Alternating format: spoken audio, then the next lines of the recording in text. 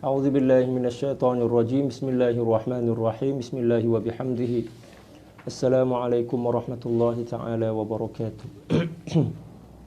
Alhamdulillah wassalatu wassalamu ala asyrafil anbiya'i wal mursalin sayyidina Muhammadin wa ala alihi wa sahbihi ajma'in. Allahumma ighfir li ummati sayyidina Muhammadin sallallahu alaihi wasallam wa farrij 'an ummati sayyidina Muhammadin sallallahu alaihi wasallam.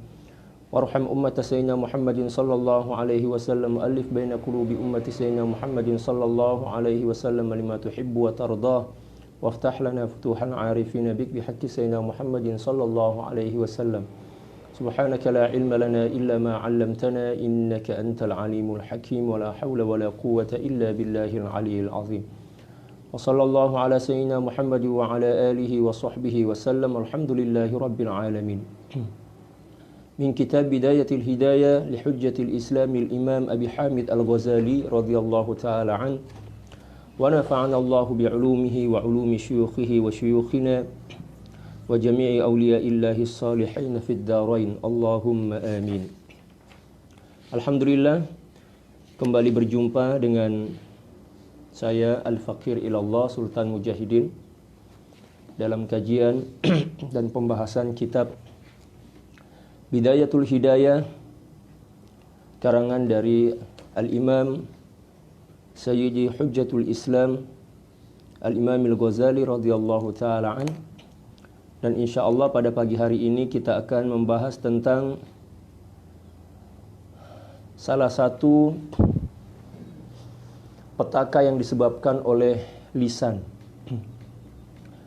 Qala radhiyallahu taala an, dan judul ini berada pada halaman 119 dari kitab Bidayatul Hidayah yang telah ditahqiq dan dita'liq oleh Sayyidi Syekh Abdul Hamid Muhammad Ad-Darawish yang diterbitkan oleh percetakan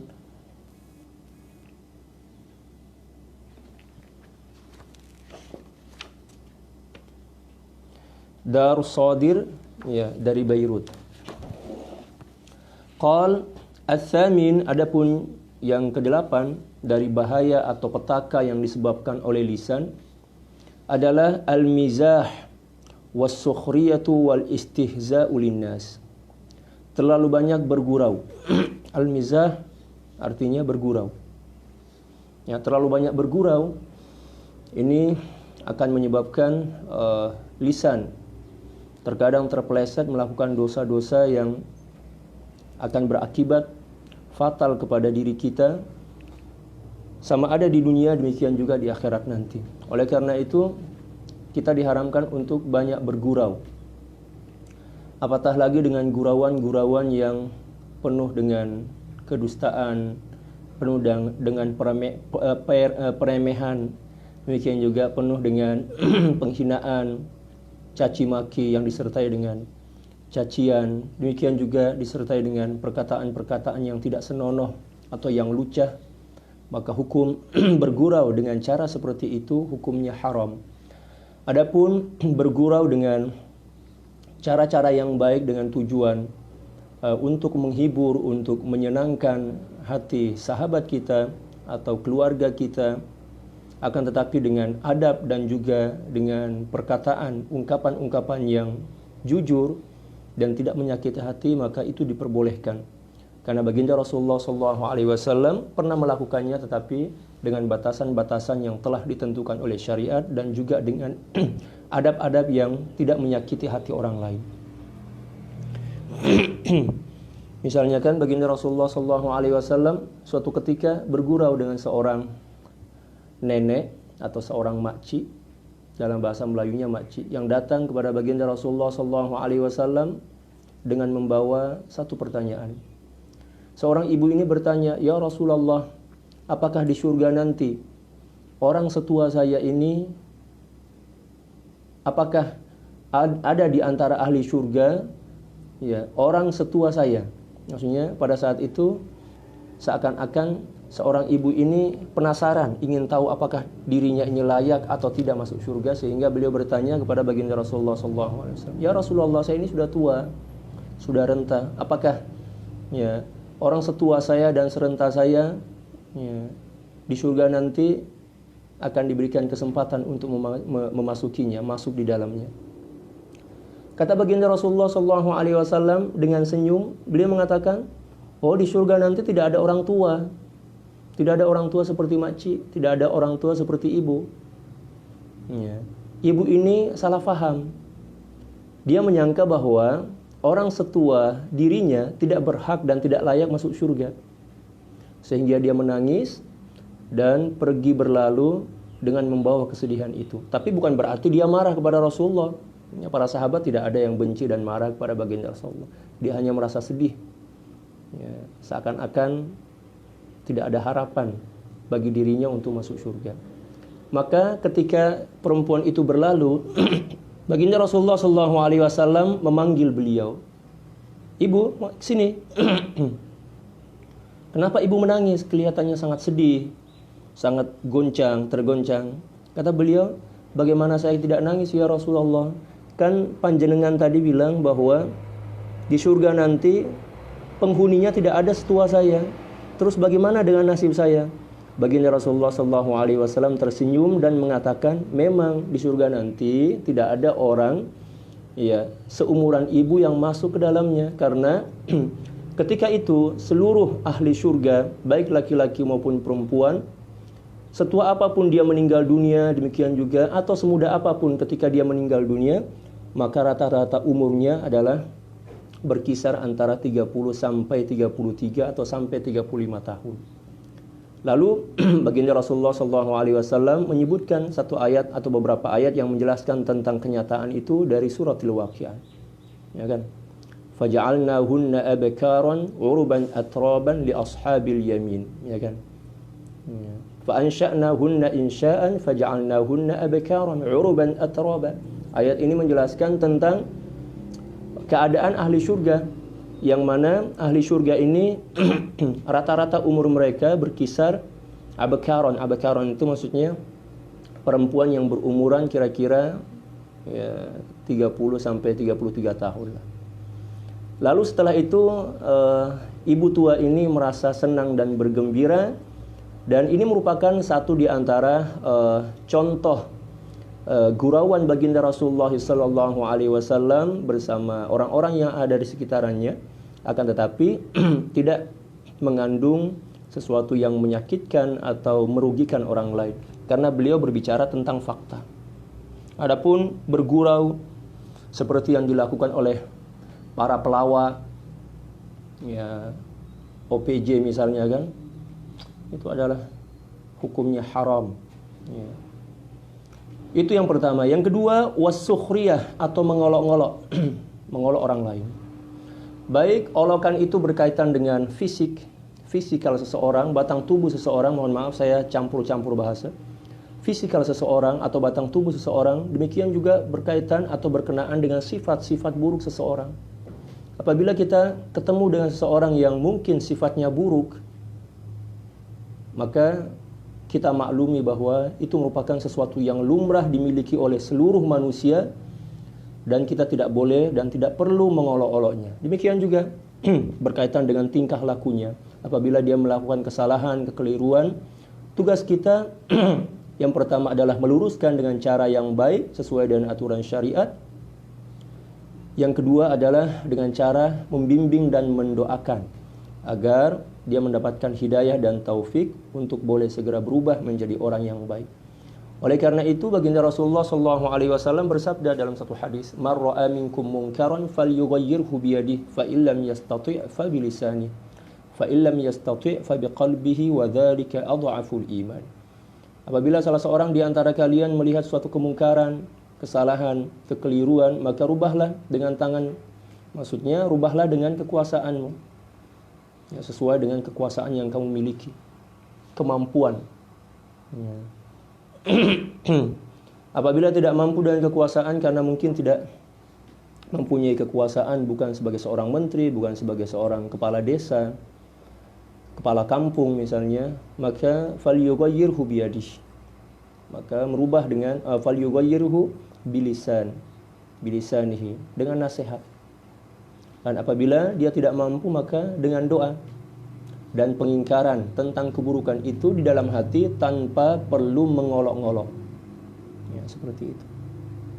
Karena apabila seseorang melakukan suatu kekeliruan, kita respon dengan olok-olokan, maka ketika kita melakukan kekeliruan di suatu waktu nanti, Allah juga akan mengirim seseorang atau menghantar seseorang yang akan mengolok-ngolok kita sebagai balasan dari apa yang telah kita lakukan. Na'udzubillah, tsumma na'udzubillah.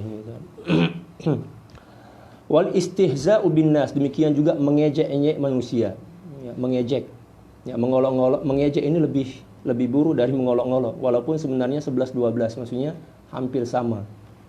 Ya. Fahfaz lisanaka minhu, kata beliau, kata Sayyidil Imam ya, Abi Hamid Al-Ghazali, maka peliharalah lisanmu dari perbuatan buruk tersebut. Fid jiddi wal hazli, baik atau sama ada ketika kamu sedang berbicara dengan serius maupun ketika kamu berbicara dengan gurauan, bergurau, maka jaga lisan. Fa innahu yariqu ma'al wajhi wa yusqitul mahabata wa yastajirru al-wihsyata wa yu'dhil qalba. Karena sesungguhnya apabila seseorang ya, tidak mampu menahan lisannya dari bergurau yang berlebihan, yang tidak sesuai atau melanggar aturan syariat atau mengolok-ngolok serta mengejek-ngejek, maka perbuatan itu akan menghilangkan dan melenyapkan ya cahaya muka. Kita lihat orang-orang yang selalu mengejek orang lain, mengolok-olok, menghina, walaupun dia rajin sholat, walaupun dia rajin beribadah, akan tetapi mukanya suram. Ya, walaupun dia menggunakan makeup, dia berusaha untuk membersihkannya dengan sebersih apapun, menggunakan bantuan kosmetik, alat-alat kosmetik, maka cahaya wajahnya akan hilang walaupun wajahnya putih. Itu yang pertama. Yang kedua, kata beliau, wa yusqitul mahabata, akan menurunkan dan menghilangkan wibawa. Orang yang selalu bergurau, selalu mengejek, mencaci, memaki, sepandai apapun dia, sekaya apapun dia, secerdik apapun dia, setinggi apapun jawatan dia, pangkat dia, maka mahabah atau wibawanya, karismanya akan hilang. Maka banyak kita lihat ya, orang-orang yang kaya, orang-orang yang pintar, cerdik, gelaran Masya Allah, profesor misal, atau apapun juga yang menjadi gelaran-gelaran dia, ya, menteri ke, presiden ke, tapi disebabkan karena mungkin dia melakukan satu di antara 3 perkara tadi, sama ada dia bergurau dengan gurauan yang buruk, ataupun mengolok-ngolok orang lain, menghina dan mencaci maki orang lain, maka itu akan menyebabkan hilangnya wibawa. Wa yastajirul wihsyata wa yu'dhil qalb, demikian juga akan boleh menyebabkan atau membawa al-wahsya. Ya. Wahsya itu artinya rasa gersang dalam hati. Hati merasa gersang, merasa hampa, merasa kosong. Walaupun kita rajin berzikir, walaupun kita rajin beribadah, ya, ibadah dan zikir itu tidak akan memberikan ketenangan dalam jiwa kita. Disebabkan karena kita telah melakukan dosa besar ini. Mengejek, mengolok dan bergurau dengan gurauan yang bercanggah dengan syariat itu merupakan dosa yang sangat luar biasa. Wa yu'zil qalba, demikian juga boleh menyakitkan hati. Baik atau sama ada hati kita sendiri, demikian juga hati orang yang kita ejek, kita olok atau kita bergurau dengan gurauan yang berlebihan kepadanya. Wa huwa mabda'ul lijaj, dan ini merupakan permulaan atau punca kepada pertengkaran. Kita lihat kan orang yang selalu saling ya mengolok, mengejek, maka selalunya akan bertengkar, bergaduh. Ya, wal ghadabi, demikian juga ya, menjadi punca kepada akan bangkit dan bergejolaknya sifat marah. Wat tasarumi wa yughrisul al-hiqda fil qalbi, demikian juga akan menyebabkan terputusnya tali silaturahim antara kita, antara sesama. Demikian juga akan menumbuhkan sifat hiqd, ya, dengki. Hiqd itu artinya dengki di dalam hati. Fala tumazih ahadan, maka janganlah engkau mengajak orang lain untuk bergurau atau menunjukkan gurauan yang berlebihan kepada orang lain, fa in mazahuka fala tujibhum, dan apabila mereka mengajakmu untuk bergurau dengan gurauan yang buruk, maka jangan kamu respon dan jangan kamu jawab, biarkan aja.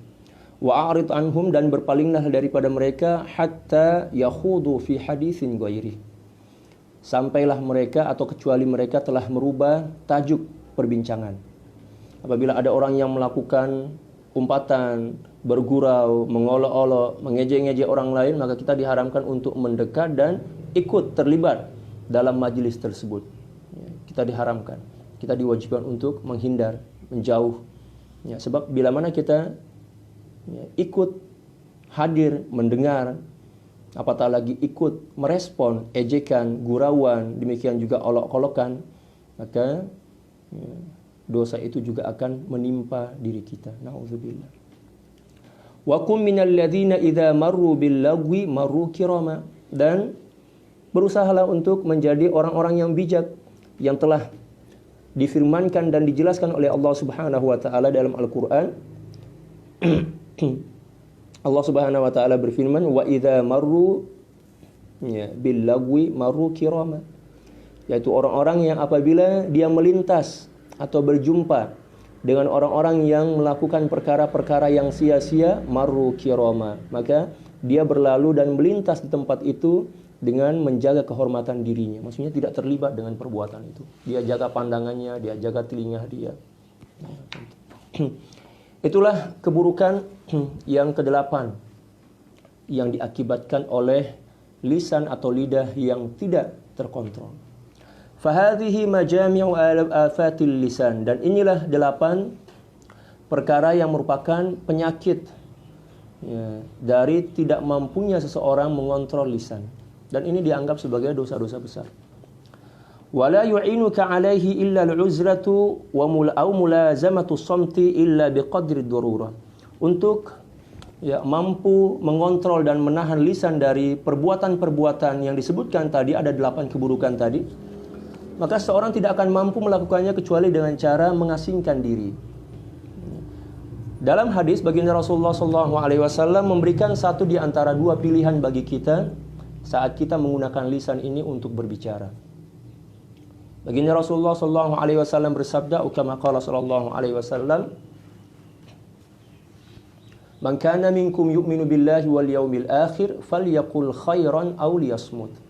Barang siapa di antara kalian yang mengaku telah beriman kepada Allah, demikian juga beriman dan yakin tentang hari kebangkitan, falyaqul khairan. Apabila dia ingin menggunakan lisannya untuk berbicara dan berucap, maka gunakanlah lisan itu untuk membicarakan perkara-perkara yang baik, pastikan. Falyaqul khairan aw liyasmut. Kalau tidak mampu memastikan dan menjaga serta mengontrol lisan, maka diamlah. Hanya ada satu di antara 2 pilihan. Mau ngomong, mau cakap, nak cakap, kena pastikan apa yang kita nak cakap ini adalah kebenaran. Dan bila mana tak mampu nak memastikan apa yang kita nak cakap ini adalah kebenaran, maka tak ada pilihan yang kedua, kita kena senyap, diam. Kita pula saja buat pilihan-pilihan daripada diri kita sendiri, yaitu cakap suka-suka hati, ngomong sesuka hati kita. Kalau istilah bahasa Jawanya itu ngomong saenake udele dhewe. Itu bahasa dia. Ngomong sekehendak pusatnya sendiri, maksudnya sekehendak hati sendirilah. Nauzubillah. Oleh karena itu, yang pertama kali yang kita harus lakukan adalah beruzlah. Beruzlah bukan berarti menjauh sejauh-jauhnya sampai ke gunung atau ke padang pasir atau ke hutan-hutan, tidak. Walaupun kita berada di rumah, kita buat satu ruang khusus untuk banyak-banyak mengasingkan diri, bertaubat kepada Allah, muhasabah, menghisab diri kita, introspeksi diri kita, memohon petunjuk dan taufik kepada Allah Subhanahu wa taala agar Allah Subhanahu wa taala membersihkan dan menyucikan lidah kita dari keburukan-keburukan ini. Jadi tidak harus atau tidak mesti kita pergi beruzlah ke gunung, ke gua, demikian juga yang lainnya. Sudah tidak zamannya lagi. Seperti itu. Beruzlah, mengasingkan diri. Wa mulazamatus samti. Cara yang kedua adalah dengan banyak diam. Kontrol diri kita, banyak diam. Ada orang yang ngajak kita ngomongin sesuatu yang kelihatannya tidak ada manfaatnya, lebih baik kita diam. Ya. Kalau misalnya dia bilang, kawan kita tuh bilang, "Loh, kamu sekarang jadi pendiam sih." Ya, bilang aja, "Mohon maaf. Ya, saya berusaha dan sedang belajar untuk mengontrol lisan dan lidah saya agar tidak mudah terjebak dengan perkataan-perkataan atau ucapan-ucapan yang tidak baik." Kita sampaikan dengan cara-cara yang baik. Illa biqadri darurati, kecuali ya, kita bergaul dan berbicara ya, sesuai dengan keperluan saja, kebutuhan. Kecuali kita terpaksa baru kita ngomong. Faqad kana Abu Bakar As-Siddiq radhiyallahu taala anhu yad'u hajaran fi fihi liyamna'ahu dzalika minal kalami bighairi daruratin. Dan Sayyidina Abu Bakar radhiyallahu taala dan siapa yang tidak mengenal Sayyidina Abu Bakar, subhanallah, khalifah pertama baginda Rasulullah sallallahu alaihi wasallam yang menemani baginda Rasulullah sallallahu alaihi wasallam dalam gua Tsur. Saniyatnain idhuma fil ghar dalam Al-Qur'an kan. Ya, orang yang sangat mulia, orang yang sangat agung yang telah dijamin oleh Allah Subhanahu wa taala beliau masuk surga, dan juga mertua baginda Rasulullah sallallahu alaihi wasallam. Apa yang beliau lakukan? Faqad kana Abu Bakr As-Siddiq radhiyallahu taala anhu yad'u hajaran fi. Ya, beliau pernah, Sayyidina Abu Bakar ini pernah memasukkan batu ke dalam mulut beliau. Tujuannya apa? Liyamna'ahu dzalika minal kalami bighairi daruratin. Ya, untuk mencegah beliau dari berbicara, agar tidak berbicara kecuali dalam keadaan terpaksa. Itulah cara yang dilakukan oleh Sayyidina Abu Bakar. Tapi jangan kita lakukan dengan cara-cara yang lebih ekstrim daripada itu, semisal menjahit mulut. Oh, na'udzubillah, seperti mana yang pernah berlaku atau pernah terjadi di Indonesia ketika mereka melakukan demonstrasi. Alasannya mogok makan dengan cara menjahit mulut. Itu hukumnya dosa besar dan tidak ada manfaatnya. Malah yang terjadi adalah ya, kehancuran dan dosa besar. Na'udzubillah. Wa yushiru ila lisanihi, dan dia memberikan isyarat kepada lisan dan atau lidah beliau, wa yaqulu, dan berkata, hadzal ladzi awradanil mawarida kullaha. Inilah ya makhluk yang menyebabkan ya kehancuran, bermacam-macam kehancuran pada diri saya. Allahu akbar. Fahtariz minhu bijahdin. Oleh karena itu, maka berhati-hatilah. Jagalah lisan itu dengan kesungguhan hati.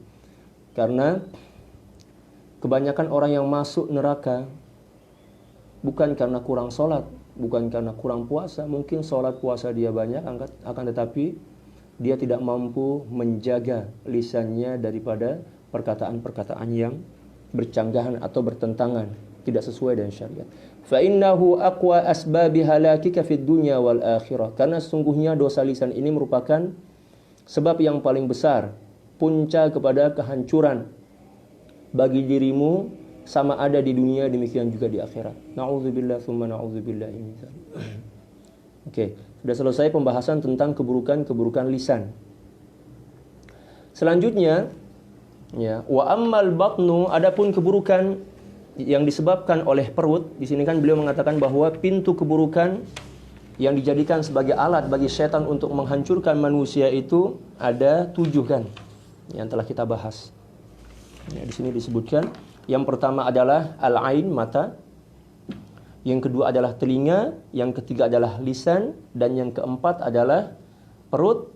Yang kelima adalah kemaluan, keenam adalah tangan, dan ketujuh adalah kaki. Di sini merupakan pembahasan yang keempat. Ya, yang keempat.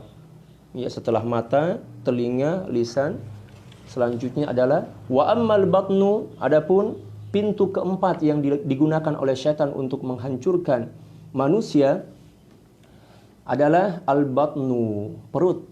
Perut ini merupakan tempat yang paling buruk. Ya, tong lah atau tangki yang paling buruk, seperti yang telah disebutkan oleh baginda Rasulullah SAW. Yang haram, yang halal, semuanya masuk. Ya. Tulang-tulang pun boleh masuk. Ya, biji-bijian boleh masuk. Apa pula? Allahu Akbar. Malah pada tahun 2016 atau 2015 saya pernah melihat di televisi es krim yang paling mahal di dunia.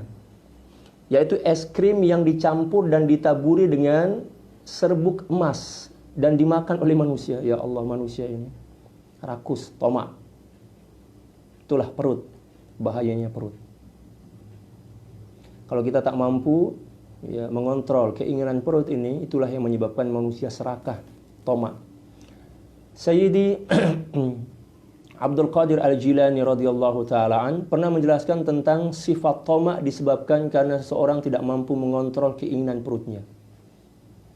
Kata beliau, tomak itu terdiri dari 3 huruf yang sudah cukup menjelaskan tentang keburukan dan kehinanya keinginan perut dan keinginan hinanya sifat tomak. Yang pertama adalah huruf ta. Huruf ta kita lihat kan, huruf ta itu perutnya besar dan berlubang. Maksudnya orang yang tamak atau orang yang serakah tidak akan pernah merasa puas. Perutnya akan senantiasa menagih, meminta yang lebih banyak lagi. Itu kata beliau.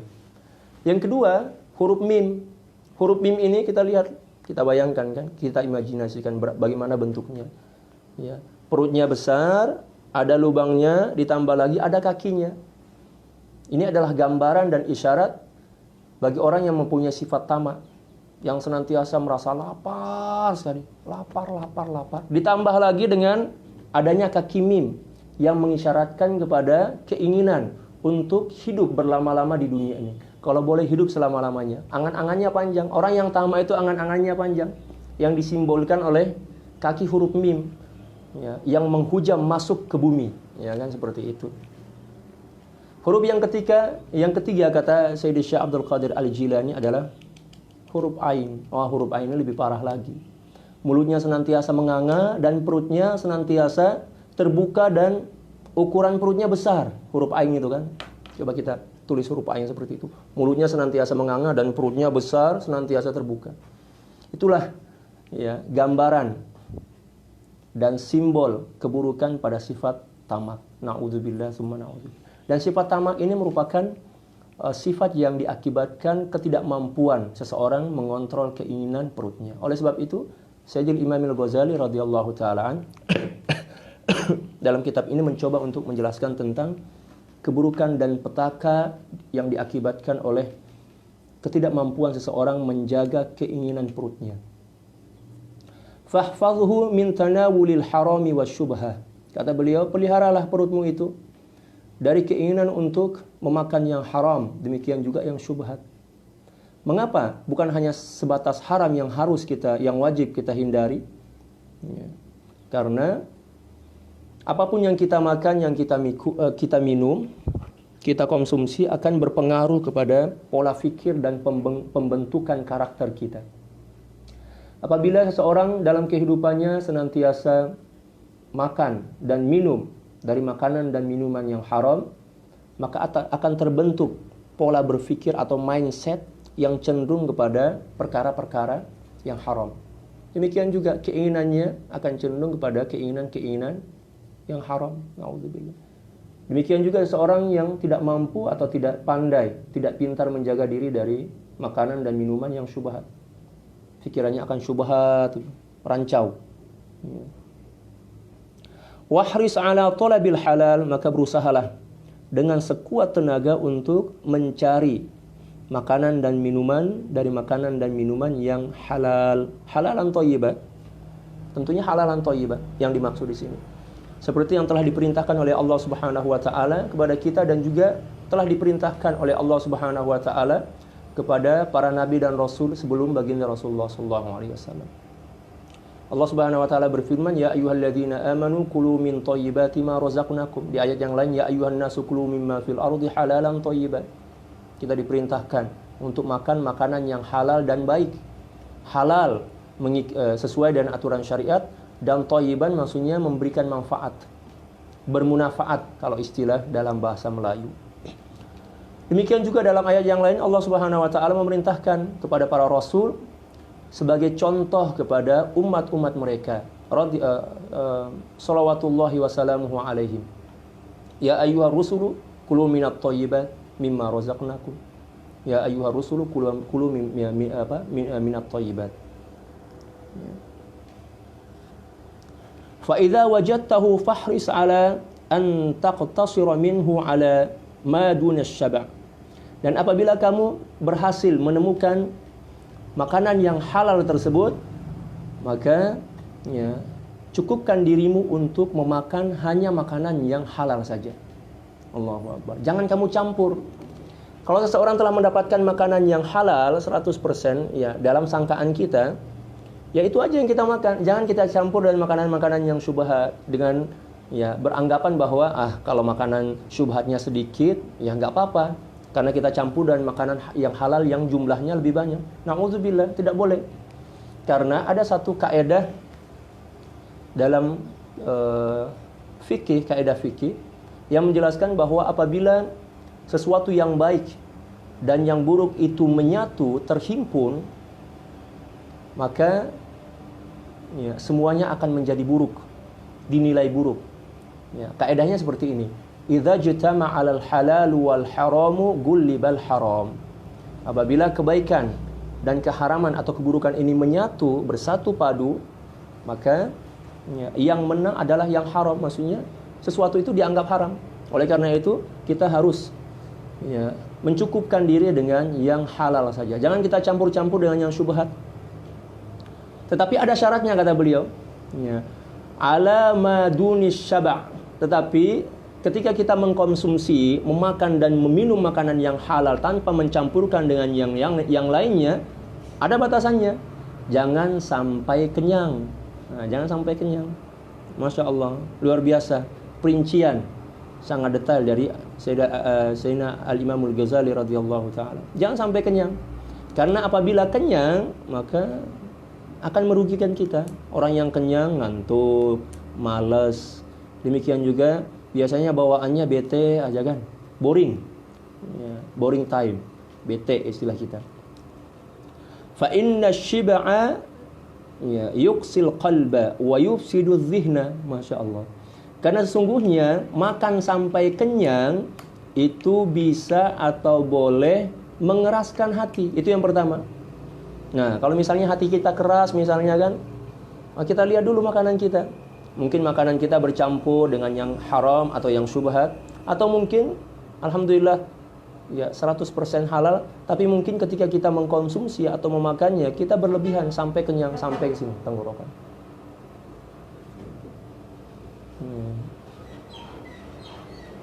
Dan itulah yang menyebabkan ya hati keras, membatu. Bahkan lebih keras dari batu. Tsumma qasat qulubukum tsumma qasat qulubuhum fahiya kal hijarati aw ashaddu qaswa. Dalam Al-Qur'an seperti itu. Itu yang pertama. Yang kedua, wa yufsidu dzihna, dan merusak atau merancaukan pikiran, atau istilah kita menumpulkan akal lah istilah kita. Menumpulkan dan memandulkan akal. Akalnya tidak produktif. Belajar, dia bacanya banyak. Mungkin dia mampu membaca banyak, tapi nggak paham-paham.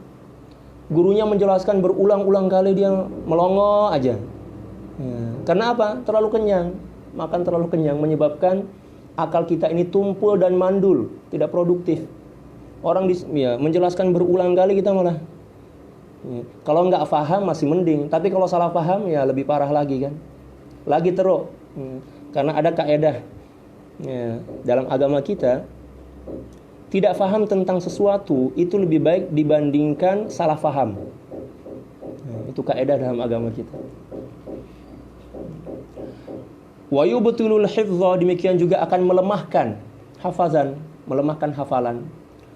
Makanya di pondok-pondok pesantren tahfiz itu para santri diajarkan dan diajak untuk banyak-banyak mengamalkan ibadah puasa. Dan makanannya pun dijaga, kebersihannya, kehalalannya, demikian juga takarannya, agar tidak terlalu kenyang, sehingga mereka dengan mudah untuk menghafal dan mampu menjaga hafalan mereka agar tidak lupa. Selanjutnya, dampak buruk dari makan yang berlebihan, wa yuthqilul a'dha 'anil ibadati wal ilmi. Dan bisa menyebabkan badan kita ini menjadi berat. Obesitas kalau istilah kita. Obesitas kalau istilah dalam bahasa Melayu obesity. Ya, makan berlebihan, minum yang berlebihan memberatkan badan tubuh kita sehingga kita malas untuk beribadah, demikian juga malas untuk menuntut ilmu. Adapun orang yang senantiasa berpuasa saat dia menuntut ilmu dan saat melakukan ibadah, ada nasyat, ya, mutajaddad, semangat yang senantiasa terbarui, senantiasa, ya, berubah, lebih semangat lagi, senantiasa bertambahlah seperti itu. Oleh karena itu apabila kita berbuka puasa kan, nah harus kontrol diri kita, jangan ya balas dendam. Karena setelah kita berbuka puasa, karena sebentar lagi bulan puasa nih. Setelah kita berbuka puasa kan ada rangkaian ibadah yang menjadi target malam kita pada setiap malam di bulan Ramadan setelah kita melakukan ibadah puasa. Dan sebenarnya berpuasa itu merupakan persiapan untuk mencapai target ibadah di malam hari.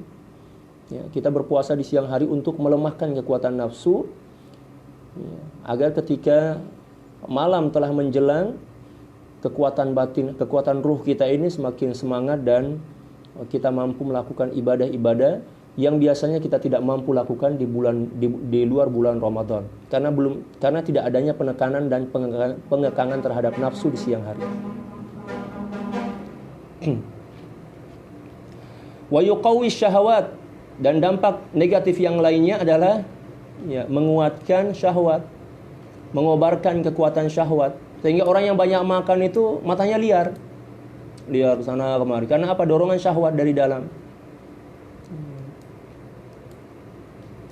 Wa yansuru junuda syaitan, demikian juga memberikan kekuatan dan pertolongan kepada tentara-tentara syaitan agar dengan mudah mengalahkan dan menjerembabkan kita kepada ya, ke lembah maksiat. Nauzubillah. Banyak hadis sebenarnya yang dinukil di catatan kaki dari kitab ini. Akan tetapi ya kita secara singkat saja.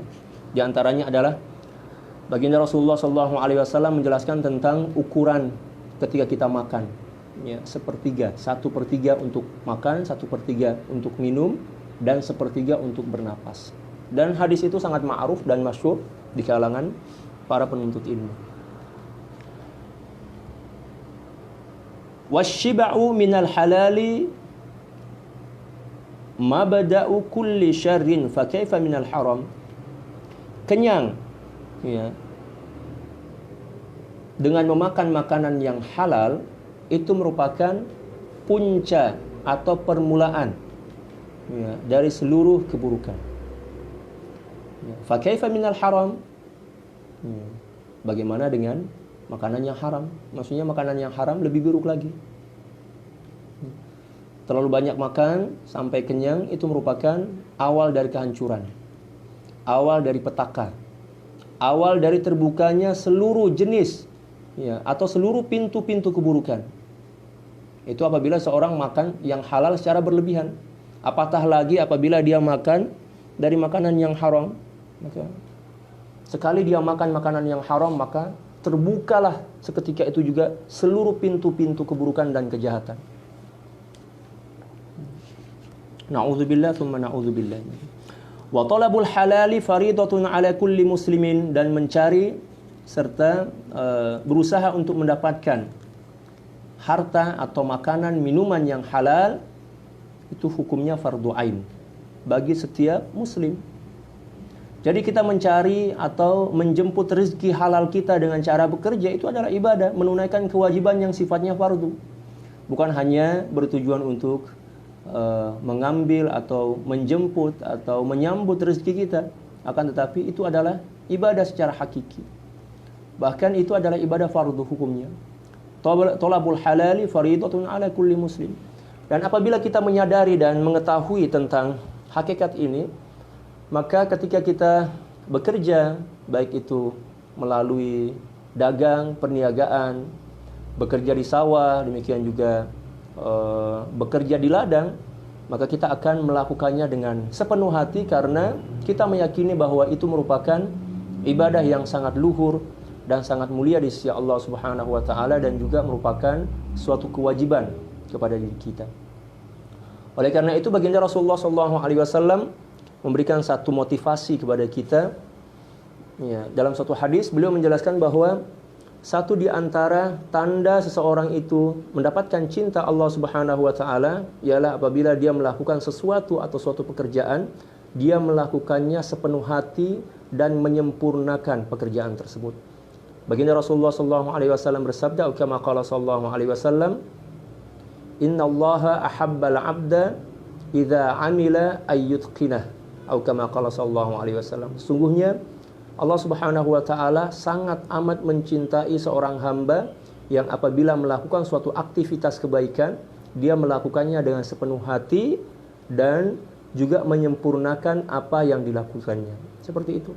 Oleh karena itu kita lihat para ulama zaman dahulu, ada di antara mereka walaupun beliau adalah seorang ulama tetapi sambil berdagang, dagangannya luar biasa. Pada saat berdagang itulah ya, beliau mempraktikkan nilai-nilai keislaman. Ya, syarat-syarat jual beli dipraktikkan ke situ.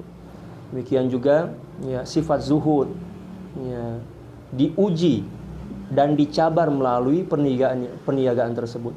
Seseorang di saat berniaga tanpa mempunyai sifat zuhud, dia cenderung ingin mencari keuntungan dari barang yang kecil dengan keuntungan yang besar. Dia ingin membeli barang dengan harga yang murah semurah-murahnya dan menjualnya dengan harga ya, yang mahal semahal-mahalnya. Itu apabila tidak mempunyai sifat zuhud dalam melakukan perniagaan. Secara singkat saja. Wal ibadatu wal ilmu ma'a aklil harami kal binai ala sirjaini. Seorang yang beribadah, melakukan ibadah, demikian juga mencari ilmu pengetahuan, belajar, mengaji, tetapi dia makan dari makanan yang haram, bagikan orang yang membangun bangunan ya, di atas gundukan sampah. Allahu Akbar. Di atas gundukan sampah. Membangun bangunan di atas gundukan sampah. Kita lihat sampah. Ya, sampah itu busuk, menjijikkan. Itu yang pertama. Yang kedua, apabila bangunan itu dibangun di atas gundukan sampah, maka kekuatan dari bangunan itu tidak akan terjamin. Seperti itu. Gambaran sederhananya seperti itu. Fa idza qani'ta fi sanati biqamisin khashin wa fil yaumi wal laili biraghifaini minal khushkar wa tarakta at-talazzudha bi atyabil udmi lam yu'wizka minal halali ma yakfik. Allahu Akbar. Apabila kamu mampu merasa cukup untuk menggunakan satu pakaian saja dalam setahun, maksudnya tidak perlu banyak-banyak pakaian lah, mengajarkan sifat zuhud kepada kita. Demikian juga kamu cukup makan sehari semalam dengan 2 biji roti ya, raghifain ya, dari roti yang kasar, dari tepung yang murah. Demikian juga kamu mampu menjauhkan diri dari lauk pauk yang mewah dan sedap, maka ya, sedikit yang halal itu akan mencukupi bagimu. Masya Allah. Sedikit yang halal itu akan mencukupi. Allahu Akbar.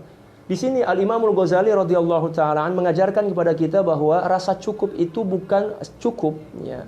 Puas dan cukup itu bukan terletak pada seberapa banyak sesuatu kita miliki dan kita nikmati. Akan tetapi ternyata rasa puas dan cukup itu terletak pada pertama, ya, makanan yang kita makan adalah makanan yang betul-betul halal. Ya. Yang kedua, ya, rasa puas kita, qanaah kita kepada Allah Subhanahu wa taala, itulah yang akan menyebabkan sesuatu yang sedikit terasa banyak. Oleh sebab itu baginda Rasulullah SAW bersabda dalam satu hadis, yang mana hadis ini sangat masyhur. Atau kama qala sallallahu alaihi wasallam, laisal ghina an kathratil arad, innamal ghina ghinan nafs.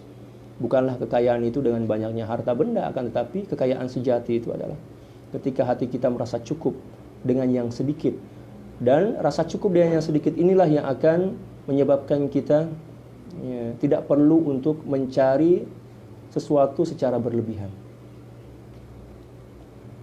Wal halalu katsirun, dan makanan atau harta benda yang halal itu banyak. Kalau ada orang yang mengatakan, wah Ustadz, sekarang ini mencari yang haram saja susah, apalagi mencari yang halal. Itu bohong. Itu bohong. Itu tidak sesuai dengan kenyataan. Di hamparan bumi Allah Subhanahu wa taala ini banyak makanan, minuman yang halal. Hanya orang malas yang mengatakan bahwa untuk mencari yang haram saja susah, apatah lagi mencari yang halal. Itu orang malas, itu orang yang tertipu oleh dirinya sendiri. Kalau kita bandingkan antara yang halal dan yang haram, lebih banyak yang halal. Karena memang pada dasarnya segala sesuatu hukumnya halal kecuali yang telah diharamkan oleh Allah Subhanahu wa taala, baik atau sama ada melalui Al-Qur'an ataupun lisan baginda Rasulullah sallallahu alaihi wasallam yang mulia. Itu kan hukum, asas hukum dalam mazhab kita, mazhab Syafi'i. Bahwa asal hukum pada segala sesuatu adalah al-ibahah. Boleh, maknanya halal. Ya kan? Boleh itu maksudnya halal. Al-aslu fil asya al-ibahah. Kaidah fikih dia macam itu. Walaysa 'alaika an tatayaqqana bimawatinil umur, bal 'alaika an tahtariza mimma ta'lamu annahu haram. Kamu tidak perlu meyakini tentang segala sesuatu perkara. Ya, walaysa 'alaika, dan bukan menjadi kewajibanmu an tatayaqqana bimawatinil umur, untuk meyakini segala perkara tentang kehalalannya. Tidak perlu. Ya, kita menganggap semuanya halal. Ya. Bal 'alaika an tahtariza mimma ta'lamu annahu haram, akan tapi yang perlu kamu lakukan adalah menghindar diri dari tempat-tempat yang haram. Tidak menjadi kewajibanmu untuk memastikan bahwa segala sesuatu yang kamu makan itu halal 100%. Dengan cara apa? Dengan cara yang terkadang-kadang amoral atau agak sedikit ekstrim lah. Datang, misalnya makan di warung. Sebelum makan, tanya pemilik warung atau kedai, Pak Cik, ayam yang saya nak makan ini siapa yang beli kat mana? Siapa yang sembelih? Yang sembelih itu muslim ke kafir kan? Lepas tu pula cara basuh dia macam mana? Lepas tu pula cara memasak dia macam mana? Ya, percah-percah dia terbuat daripada apa? Oh, semua dia tanya. Las-las tak jadi makan.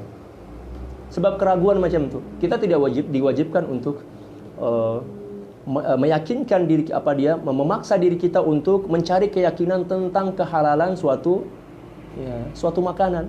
Cukup sekedar keyakinan kita bahwa makanan ini tidak haram.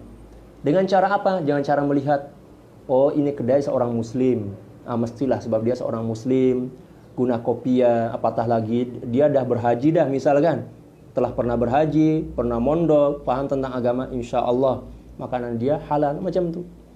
Ya, kita tengok korinah aja. Oh ini kedai muslim. Ya, tengok, oh insya Allah halal lah, makan je lah. Tak payah kita nak paksa diri tanya. Ya, terbuat daripada apa? Siapa yang menyembelih? Oh tak payahlah. Itu berburuk sangka akan menimbulkan penyakit lain, penyakit baru pula, yaitu buruk sangka kepada sesama muslim. Itu diharamkan dalam agama. Itulah adab yang sangat luhur sekali yang diajarkan oleh Sayyidil Imam Abi Hamid Al-Ghazali radhiyallahu taala. Au tazunna annahu haramun, atau menurut persangkaan kamu bahwa tempat itu adalah tempat yang haram atau makanan itu adalah makanan yang haram. Dhannan hasala min alamatin najizatin, yaitu persangkaan atau sangkaan yang terbit dari tanda-tanda atau korinah-korinah yang zahir. Yang zahir. Macam tadi kan, tengok oh kedai Cina nih, tengok oh bukan Cina muslim, oh maknanya makanan dia tak halal lah, keluar, tak payah mendekat. Ammal ma'lumu fa zahirun, adapun harta yang sudah nyata ya, kehalalannya, hukumnya jelas. Wa ammal maznunu bi alamatin fa huwa ya malus as-sultani wa ummaluhu. Adapun harta benda yang diragukan kehalalannya, tapi bukan kita memastikan keharamannya, diragukan. Karena ada percampuran di situ. Ya, tadi kan beliau mengatakan bahwa ya, untuk mengetahui tanda-tanda halalnya suatu makanan atau suatu benda itu mengikut qarinah, tanda-tanda. Bila mana telah jelas qarinah-qarinah itu, maka hukumnya telah jelas, baik itu halal maupun haram. Yang samar-samar kata beliau adalah ini, kata beliau. Wa ammal maznunu bi alamatin, adapun kehalalan atau keharaman yang masih dalam sangkaan, ya, maksudnya tidak pasti disebabkan karena tidak adanya qarinah yang menjelaskan tentang kepastian keduanya. Contohnya kata beliau, fahuwa malus sultani wa ummaluhu. Ya, harta benda yang dimiliki oleh seorang penguasa yang zalim. Penguasa yang zalim, sultan di sini maksudnya penguasa yang zalim, bukan saya, tapi penguasa yang zalim. Adapun apabila penguasanya itu adalah penguasa yang taqi, wari', orang yang bertakwa dan wara', contoh semisal Sayyidi Khalifah Umar bin Abdul Aziz, demikian juga Harun ar-Rasyid, maka makanan beliau dan pakaian beliau insya Allah 100% halal. Karena mereka adalah orang-orang yang bertakwa kepada Allah, orang-orang yang menjaga diri daripada perkara benda-benda yang haram, walaupun beliau adalah seorang penguasa. Wa ummaluhu, demikian juga pegawai-pegawai ya daripada seorang raja yang zalim itu. Maka kemungkinan besar makanan dia bercampur dengan yang haram, maka kita tidak dibenarkan untuk datang, apatah lagi meminta harta benda mereka. Hukumnya haram. Oleh karena itu, para aulia, para ulama zaman dahulu tak ada yang rapat dengan para penguasa. Bukan bermakna mereka benci, tak rapat lah, tak selalu jumpa. Kalau ada jamuan makan, dia orang tak makan, sebab kebanyakan juga mereka di orang itu berpuasa lah tiap hari kan. Bila mana ada bantuan, ya allowance istilah kita di sini daripada kerajaan, dia orang tak ambil, dia orang bagi-bagi lah. Saya tak perlu kepada harta kamu. Ya, saya merasa cukup dengan apa yang ada pada saya. Macam tu adab seorang ulama. Adapun apabila ada seorang ulama yang mendekat, apatah lagi mengemis-kemis, meminta dengan rayuan-rayuan dan membujuk dengan pujukan-pujukan yang tidak sesuai dengan aturan syariat, maka berarti dia telah menghina ya, dirinya sendiri sebagai seorang ulama, demikian juga menghina Allah Subhanahu wa taala melalui ilmu agama yang ada pada dirinya, dan juga dia seolah-olah menghina Rasulullah, baginda Rasulullah, dan juga menghina syariat, ilmu syariat. Ya, karena dia dikenali sebagai seorang ulama. Nauzubillah. Wa malu man la kasbalahu illa minan niyahati. Demikian juga harta benda seseorang yang tidak mempunyai kerja. Nah, itu kita kena hati-hatilah. Illa minan niyahah, kecuali dari upah menangis atau menangisi mayit. Ya, di zaman dahulu kan ada ya satu pekerjaan yang dilakoni atau dilakukan oleh masyarakat pada saat itu, orang-orang khusus yang pekerjaannya hanya menangis saja, meratapi orang yang meninggal dunia.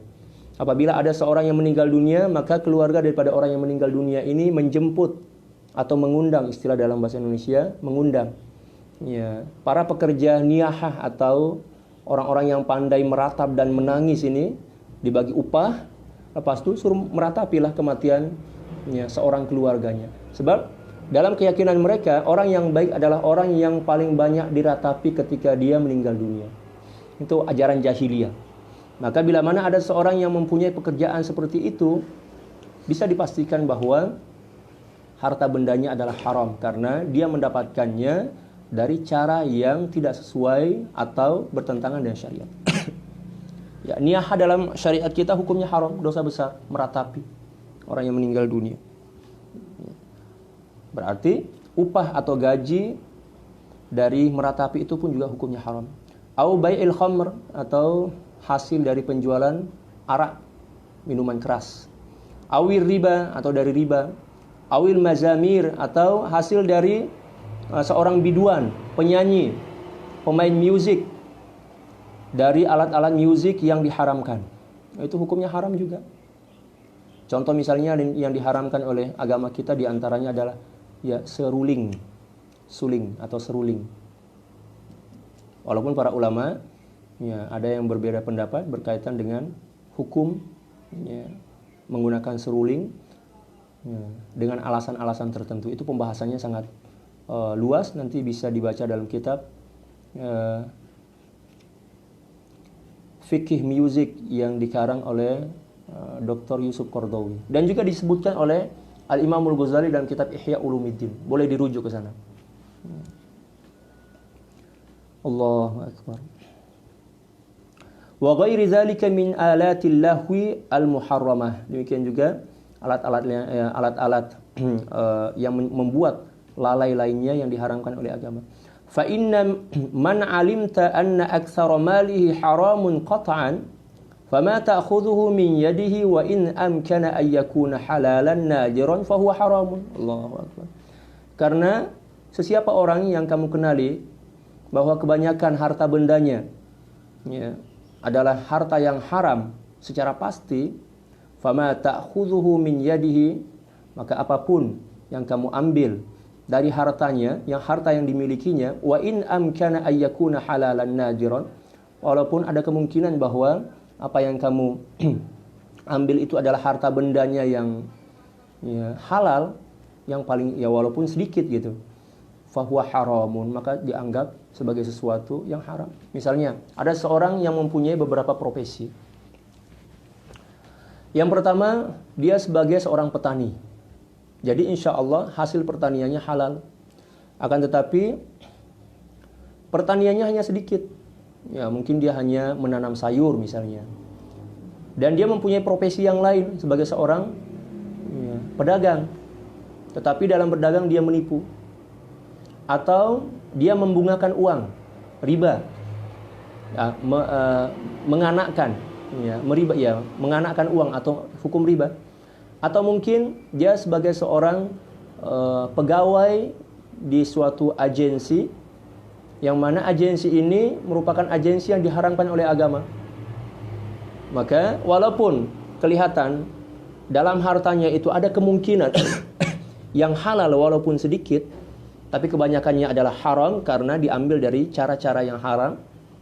Maka ketika kita mengambil harta itu ya, dengan keyakinan dan niat kita mengambil harta ya, halal yang sedikit dari hasil penjualan sayur tadi, maka kata Al-Imamul Ghazali tetap dianggap haram.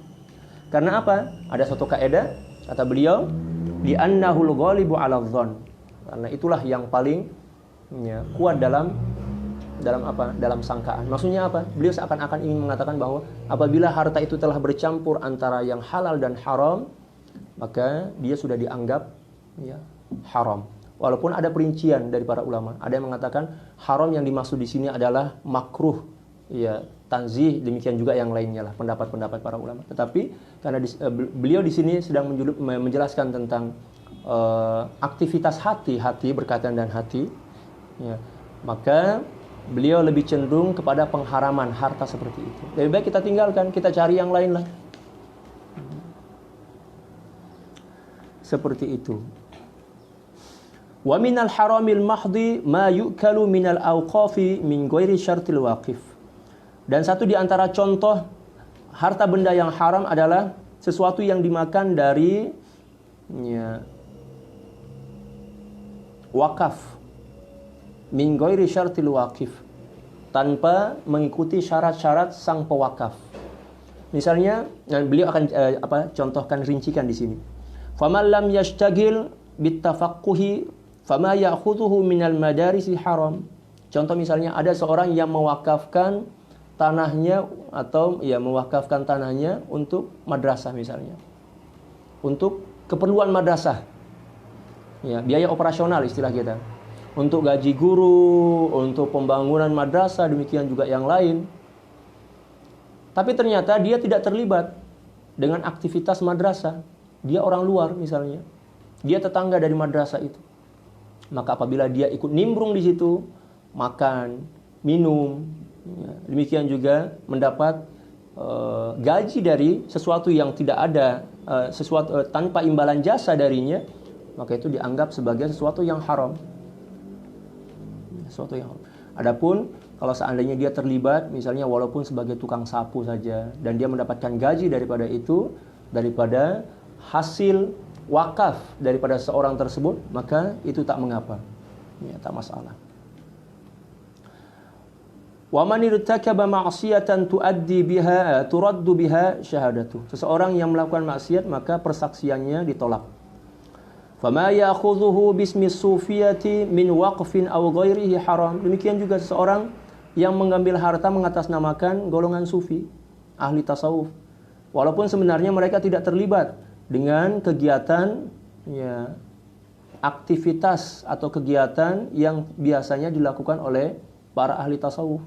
Misalnya ada seorang yang berwakaf, oh, tanah ini saya wakafkan khusus untuk para sufi, maksudnya orang-orang yang menggeluti, ya, ilmu kerohanian, orang yang belajar tentang tasawuf lah, ya, para fuqara istilahnya dalam kitab-kitab tasawuf, para fuqara, ya, orang-orang yang rajin berzikir, rajin bermajelis selawat, ya, saya wakafkan harta ini, tanah ini hasilnya untuk membiayai mereka, untuk makan mereka, minuman mereka, membayar listrik atau elektrik, demikian juga membayar gas, demikian juga yang lainnya. Tapi tiba-tiba ada seorang yang sengaja berpakaian seperti seorang sufi, ulama sufi. Tujuannya apa? Untuk mendapatkan bagian dari harta yang diwakafkan untuk orang-orang yang bergelut dan aktivis tasawuf, maka hukumnya haram. Wa qad dzakarna madakhila asy-syubhati wal halal wal haram fi kitabin mufradin min kitab Ihya Ulumuddin. Maka kami telah menjelaskan secara panjang lebar tentang pintu-pintu, ya, hal-hal yang syubhat, demikian juga yang haram, yang halal dalam kitab yang terpisah dari kitab, ya, ada bab khusus dalam kitab Ihya Ulumuddin, ya, fa alaika bi talabi. Maka silahkan merujuk kepada kitab itu, kitab Ihya Ulumuddin. Ya, kitab yang paling Masya Allah, sampai para ulama mengatakan kadal ihya ayyakuna Qur'anan. Subhanallah. Itu pujian para ulama terhadap, ya, kesempurnaan dan keunikan kitab Ihya Ulumuddin. Fa inna ma'rifatal halali wa talabah faridatun ala kulli muslimin kas salawatil khams. Karena sesungguhnya mengenal pasti atau mengenali perkara-perkara yang halal dan juga menuntut atau mencarinya merupakan suatu kewajiban yang sifatnya fardu bagi setiap muslim. Kedudukannya sama dengan kefarduan salat dan berpuasa. Ya, sama dan kedudukan, ya, salat 5 waktu. Masya Allah. Ya, kita teruskan sampai habis ini bab ini. Baca cepat-cepat aja, ya. Wa ammal farju, yang kelima adalah kemaluan. Fahfazhu an kulli ma harramallahu ta'ala.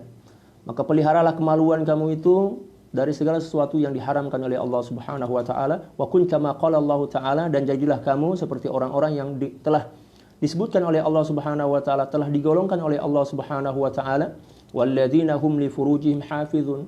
Satu di antara tanda-tanda seseorang itu mendapatkan kebahagiaan dan keberuntungan di akhirat nanti dan menjadi, ya, penduduk Jannatul Firdausil A'la adalah mereka yang telah mampu, walladzina hum li furujihim hafizun, yaitu orang-orang yang telah mampu memelihara kemaluan mereka, illa ala azwajihim aw ma malakat aymanuhum, kecuali kepada istri atau hamba-hamba sahaya mereka yang mereka miliki. Fa innahum ghairu malumin, ya, untuk hal-hal tersebut maka mereka tidak dianggap, ya, hina, maksudnya diperbolehkan, ya, kepada istri ataupun, ya, hamba sahaya.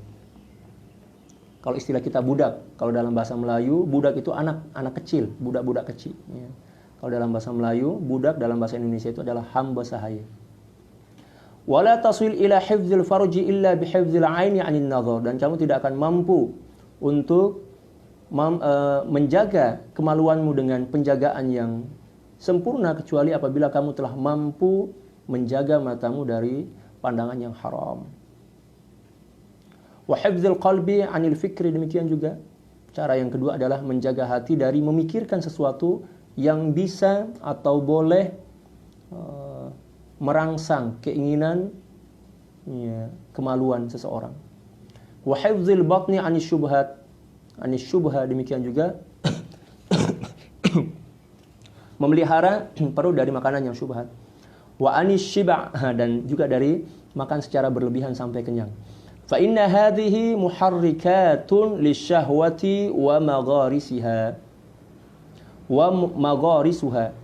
Karena sungguhnya apa yang disebutkan tadi, ya, ketidakmampuan menjaga pandangan, ketidakmampuan menjaga hati dari membayangkan dan memikirkan sesuatu yang buruk, demikian juga ketidakmampuan menjaga perut dari makanan yang syubhat, demikian juga ketidakmampuan seorang untuk, ya, tidak makan secara berlebihan, maka ketidakmampuan semua itulah yang akan membangkitkan dan juga akan menjadi penggerak, ya, terjadinya gejolak syahwat dalam diri seseorang. Allah. Wa ammal yadaini, adapun, ya, keburukan yang diakibatkan oleh kedua tangan, yang keenam ini, yang keenam, ya. Tadi kemaluan itu yang kelima, ya, tangan ini yang keenam. Wahfazhuma an tadriba bihima musliman, maka peliharalah, jagalah tangan kamu jangan sampai engkau memukul atau menumbuk, istilah dalam bahasa Melayu, seorang muslim. Walaupun muslim itu bersalah, walaupun dia bersalah, maka kita tidak boleh memukulnya. Kecuali apabila dia telah melakukan kesalahan, yaitu berupa memukul kita. Apabila seorang muslim memukul kita, di dalam Islam memang kita diperbolehkan untuk membalas pukulan itu. Tetapi dengan beberapa syarat. Di antaranya adalah, ya, kita telah memastikan bahwa kita tidak bersalah. Itu yang pertama. Sehingga kita berhak untuk membalas. Yang kedua, seseorang yang melakukan kesalahan kepada kita dalam bentuk pukulan itu adalah seorang yang melakukan pukulan itu atas dasar kesadaran. Bukan karena paksaan. Demikian juga bukan karena lepas kontrol, mungkin disebabkan karena dia mengigau atau mungkin disebabkan karena dia mabuk, hilang akal. Syarat yang selanjutnya adalah ketika kita membalas, maka balasan kita telah kita pastikan bahwa balasan itu tidak melampaui batas, ya, pukulan yang telah, ya, dijotoskan kepada kita. Ya, diperbolehkan, tetapi itu bukan cara yang terbaik. Karena Allah Subhanahu wa taala berfirman dalam Al-Qur'an, "Faman ya'tada 'alaikum fa'tadu 'alaihi bimithli ma 'tada 'alaikum." Apabila mereka melakukan keburukan kepadamu, kezaliman kepadamu, maka kamu diperbolehkan untuk membalasnya dengan kezaliman yang serupa. Tetapi masalahnya, kita tidak mampu mengukur tingkat atau ukuran, kadar kezaliman yang dilakukannya kepada kita. Dan apabila berlebihan, maka berbalik. Yang pada awalnya kita yang menjadi mazlum, orang yang dizalimi, berubah. Kitalah yang menjadi seorang yang zalim. Na'udzubillah. Tapi cara yang terbaik adalah cara yang telah disebutkan oleh Allah Subhanahu wa taala di ayat yang lain. Fa in uqibtum, ya, apa dia dalam Al-Qur'an itu? Fa aqibu bimithli ma uqibtum bih wa la in sabartum lahu khairul lisabirin. Ya, itu ayatnya kalau enggak salah, nanti bisa dirujuk. Lupa ingat. Apabila ada seorang yang melakukan keburukan kepadamu, maka kamu boleh membalasnya dengan keburukan seperti, ya, syarat-syarat yang telah ditentukan tadi, memenuhi syarat-syarat yang telah disebutkan tadi di antaranya. Tetapi apabila kamu sabar, apatah lagi memaafkannya, maka itu lebih baik. Itulah yang dicontohkan oleh baginda Rasulullah SAW. Ya, pada setiap orang yang melakukan tindak jahat kepada beliau, kalau seandainya beliau ingin membinasakan dan membalasnya, maka beliau mampu. Hanya sebatas cukup dengan mengangkat tangan saja, ke orang itu akan binasa. Akan tetapi beliau tidak membalasnya. Bahkan beliau tersenyum dan mendoakan orang yang menzalimi. Membalas keburukan dengan kebaikan itulah yang sempurna. Adapun membalas dengan keburukan itu adalah sesuatu yang masih dianggap buruk dalam kajian tasawuf. Walaupun dalam kajian syariat, ya, oke, memadai. Ya, mohon maaf saya campur-campur bahasa, ya.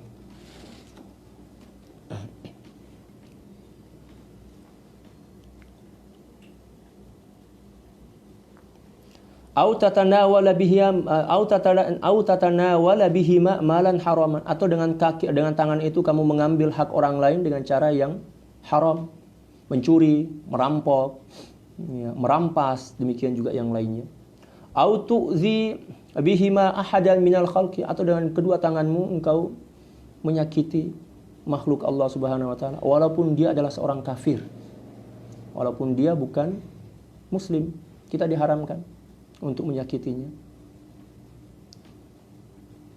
Au takhuna bihima amanatan aw wadi'atan.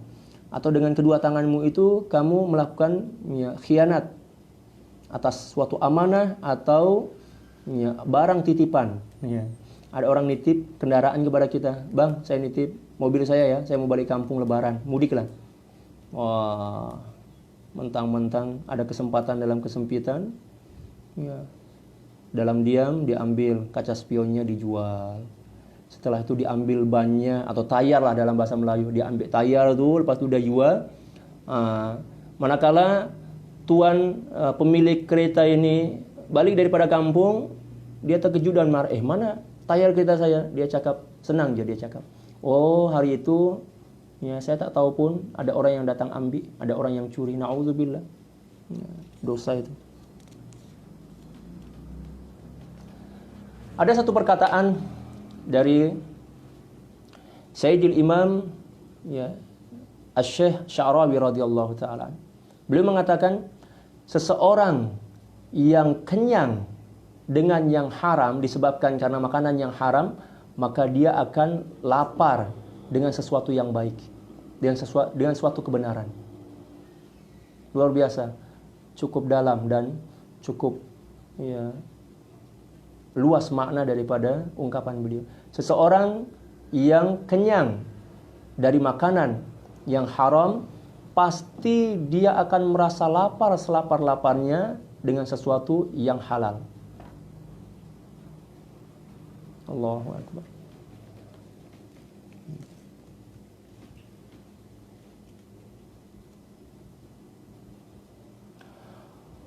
Au taktuba bihima ma la yajuzu an-nutqu bihi, atau kamu menulis sesuatu yang tidak pantas untuk dituturkan. Nah, ini bagi para pegiat medsos. Hati-hati dengan dua jari, ibu jari kita semua, hati-hati.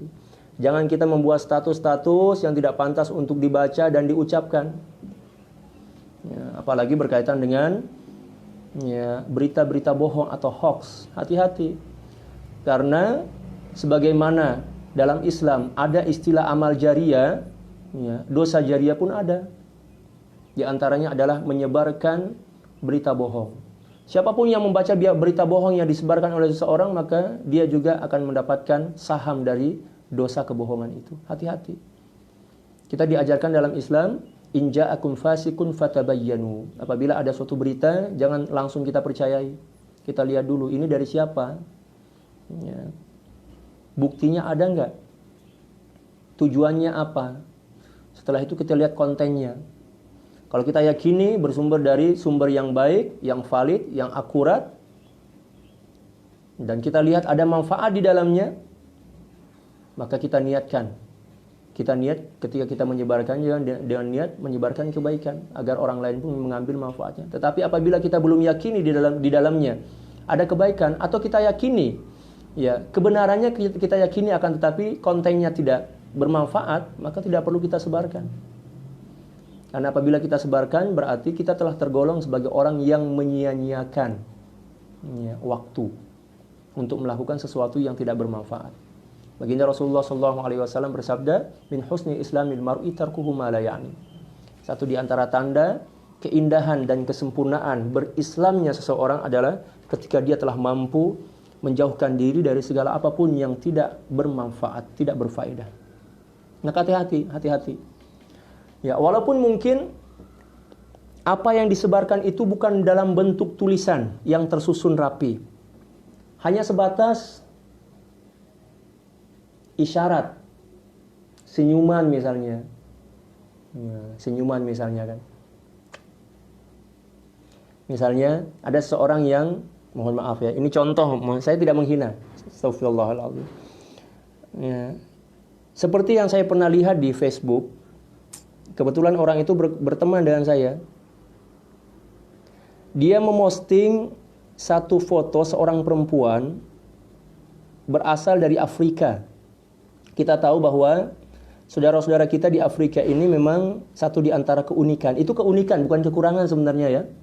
keunikannya adalah kulit mereka hitam. Itu bukan kekurangan. Itu bukan satu kekurangan. Jangan kita anggap dan kita kira bahwa itu adalah kekurangan. Itu adalah keunikan. Keunikan ciptaan Allah Subhanahu wa taala. Karena kalau seluruh manusia yang diciptakan oleh Allah Subhanahu wa taala ini berkulit putih atau sawo matang, maka tidak ada keunikan, tidak ada keunikan dalam penciptaan. Oleh karena itu Allah Subhanahu wa taala menciptakan kulit, ada yang hitam, ada yang putih, ada yang sawo matang, demikian juga ada yang putih kemerah-merahan, bintik-bintik demikian. Itu keunikan sebenarnya, bukan kekurangan, bukan keaiban, bukan suatu aib. Jadi perempuan ini menikah. Biasalah kan? Seperti kita ketahui bahwa kulit orang Afrika ini karena uniknya hitam legam. Setelah itu perempuan ini karena sedang dalam prosesi pernikahan kan, menggunakan bedak. Ya, seluruh wajahnya putih kayak topeng kan, tapi lihat telinganya, lihat lehernya hitam. Disebarkan dan ya ada satu disertai dengan apa?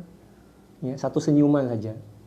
Walaupun ini bukan tulisan, tetapi bisa dipahami bahwa tujuan dari penyebaran foto yang menurut dia ini beda dengan yang lain, tujuannya adalah untuk menghina. Dan itu dianggap sebagai dosa. Dosa besar itu. Dosa besar. Na'udzubillah, na'udzubillah. Menghina ciptaan Allah itu dosa besar. Atau misalnya ada orang yang pendek sekali. Sengaja disebarkan. Tujuannya apa coba? Kalau bukan menghina. Apalagi di bawahnya ada komen walaupun sebatas dengan hehehe misalnya. Itu sudah menghina itu, na'udzubillah. Itulah hakikat menghina. Dan itu adalah dosa besar. Hati-hati ya, menggunakan media sosial, menggunakan kedua ibu jari kita untuk berinteraksi di media sosial. Hati-hati. Karena kalau zaman dahulu, di zaman Rasulullah SAW, seperti yang disebutkan oleh baginda Rasulullah SAW, banyak orang yang masuk neraka karena lisannya. Di akhir zaman ini banyak orang yang masuk neraka karena jari-jarinya. Dan jari ini merupakan wakil kedua dari lisan. Hati-hati.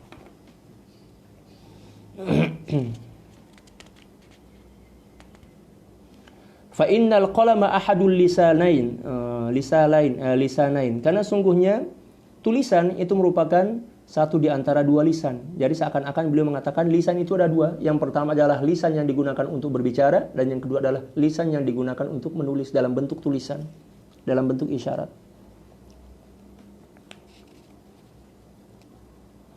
Fahfazil qalama amma yajibu hifdzul lisani anhu. Maka peliharalah tulisanmu dari hal-hal yang menjadi kewajibanmu untuk memeliharanya dari aktivitas lisanmu. Maksudnya, beliau mengatakan segala sesuatu yang diharamkan ya, pada lisan kita juga diharamkan dalam bentuk tulisan. Mengumpat misalnya diharamkan di lisan, juga diharamkan dalam bentuk tulisan. Itu maksudnya. Oke. Ya, kita baca cepat.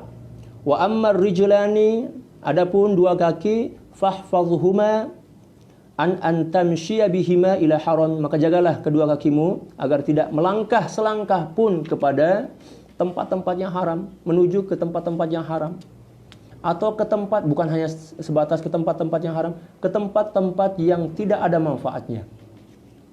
Dia haram ya, jangan buat, jangan lakukan. Autas abihima ila babi sultanin zalimin, atau dengan kedua kaki kamu datang mencari-cari muka, mencari-cari keuntungan ya pada para penguasa yang zalim, cari-cari muka. Allahu akbar. Fitnah akhir zaman. Fal masyu ila salatini zalamati min ghairi daruratin wa irhaqin ma'siyatun kabira. Karena sungguhnya melangkahkan kaki datang menemui dan berjumpa dengan para penguasa yang zalim tanpa ada keterpaksaan, bukan karena terpaksa dan bukan karena desakan ya, maka hukumnya dosa besar, maksiat besar. Fa innahu tawadhu'un lahum, karena sungguhnya itu merupakan isyarat ketundukan kepada mereka.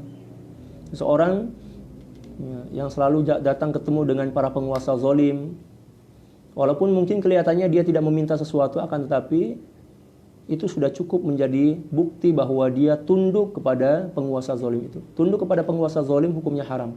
Tapi bukan berarti kita dibenarkan dan diperbolehkan untuk memberontak, tidak. Ya. Pemahamannya bukan seperti itu. Apabila kita dipimpin oleh seorang yang zalim, penguasa yang zalim, maka tugas kita adalah pertama menasihati dia dengan cara-cara yang konstitusional, mengarahkan dia dengan cara-cara yang baik. Oleh karena itu setiap pemimpin itu harus ada penasehat. Kalau kita tidak mampu karena kita bukan sebagai seorang penasehat, orang yang tidak dekat dengan para pemimpin, caranya adalah dengan menjaga kehormatannya. Jangan kita sebarkan keburukan dan kekurangan-kekurangan atau kezaliman-kezalimannya, karena akan semakin menjadi-jadi dia. Dia akan semakin gila dalam melakukan kezaliman, karena dia akan balas dendam, dia akan merasa ditantang atau dicabar. Dan cara yang ketiga adalah dengan cara mendoakan mereka. Dan cara yang keempat adalah dengan cara memperbaiki diri kita. Karena pemerintah atau penguasa itu merupakan cerminan daripada rakyat. Kalau ingin melihat kualitas seorang pemimpin, kalau ingin melihat kualitas komunitas suatu rakyat, kualitas rakyat, maka lihatlah pemimpinnya. Karena pemimpin itu merupakan cerminan atau fotokopi daripada sifat-sifat yang ada atau kualitas daripada masyarakat, daripada rakyat. Oleh karena itu, apabila kita melihat pemerintah, penguasa kita zalim misalnya saya tidak menunjuk siapapun, maka yang sepatutnya kita buat itu kita beristighfar kepada Allah, banyak-banyak mendekatkan diri kepada Allah, memohon ampun kepada Allah. Karena itu merupakan teguran daripada Allah, hukuman daripada Allah atas kezaliman yang bersarang dan tersembunyi dalam diri-diri kita masing-masing. Jangan kita hanya menyalahkan penguasa, tetapi yang perlu kita persalahkan terlebih dahulu adalah dari diri kita, karena kitalah yang memilih mereka. Demikian juga itu merupakan cerminan daripada sifat-sifat yang bersarang dalam jiwa kita.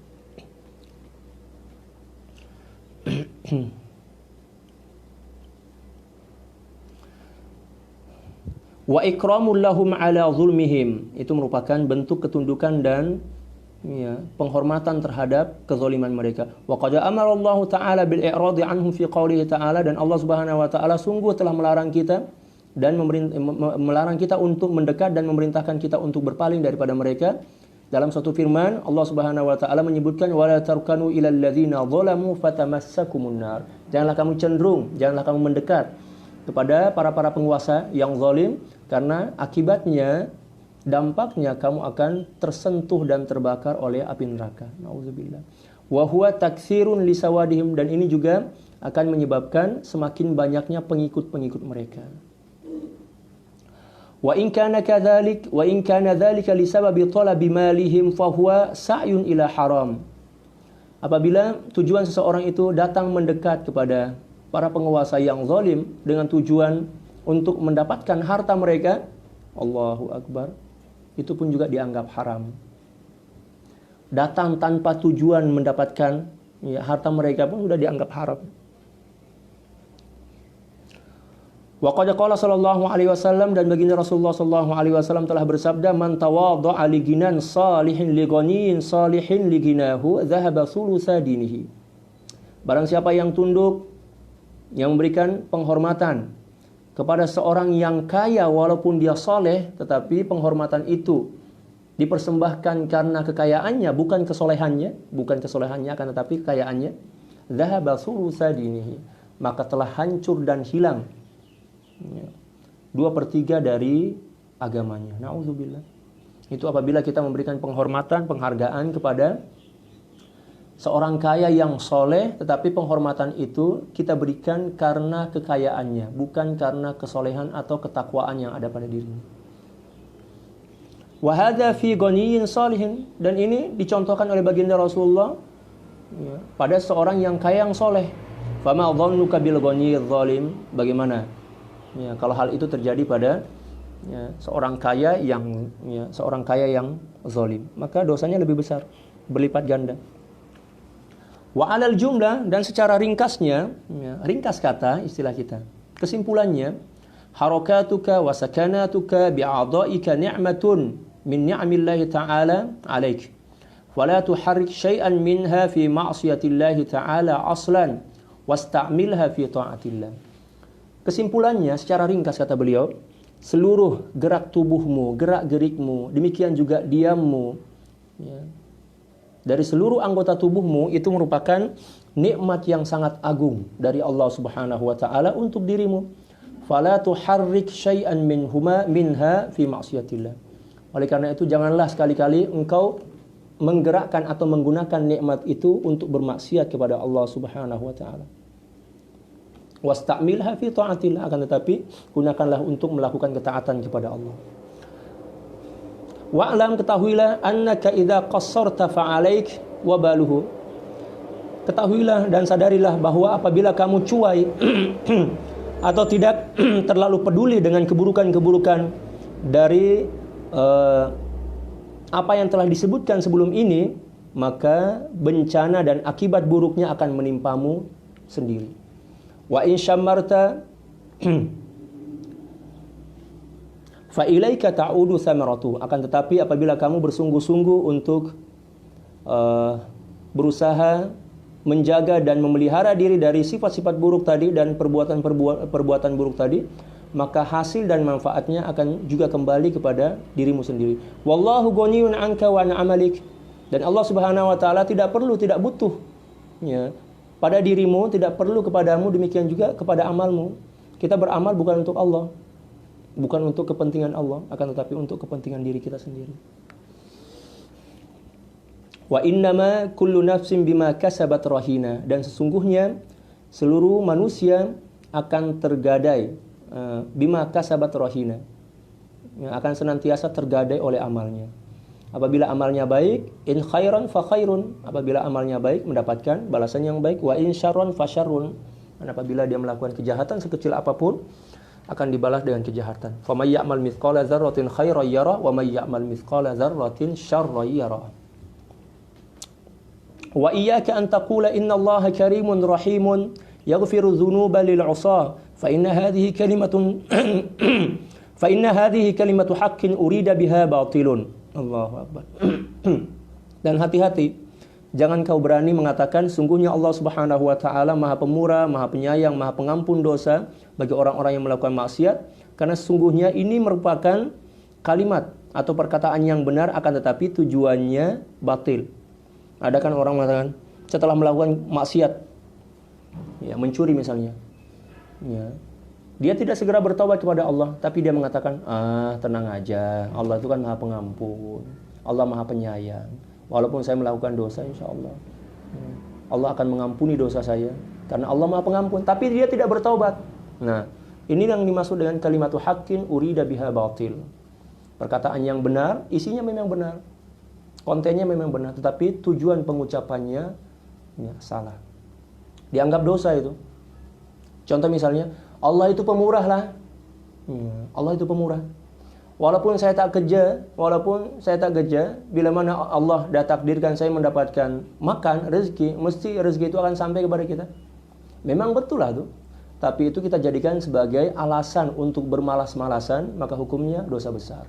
Kecuali bila mana kita cakap, Allah itu pemurah, Allah itu dermawan, ya, maka kita buktikan dengan cara apa? Melakukan amal. Nah, itu adalah sesuatu yang betul.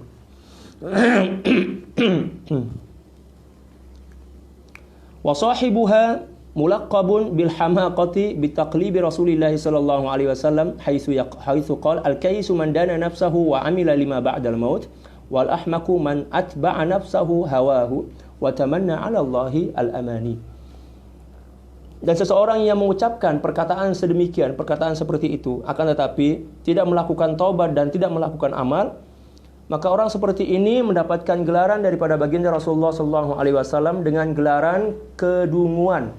Istilahnya dungu, bodoh, dungu lah istilah kita.